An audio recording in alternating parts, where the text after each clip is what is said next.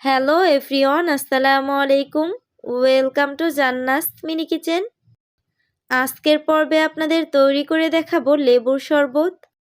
প্রচণ্ড গরমে এই রকম প্রাণ ঠান্ডা করা এক গ্লাস শরবত হলে কিন্তু আর কিছুই প্রয়োজন হয় না। চলুন তাহলে রেসিপি শুরু করা যাক। প্রথমে আমি লেবুর শরবতটা তৈরি করার আগে গ্লাসটাকে হালকা একটু ডেকোরেশন করে নিব।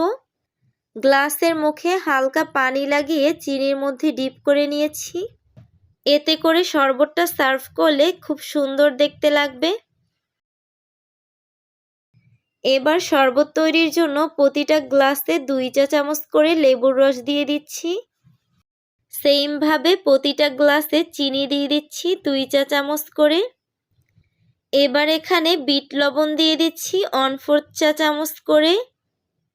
এখন এখানে ফ্রিজের ঠান্ডা পানি অ্যাড করে নিচ্ছি 2টা গ্লাসের জন্য 1 কাপ পরিমাণ। এবার খুব ভালো করে নেড়ে চেড়ে মিশিয়ে নিচ্ছি।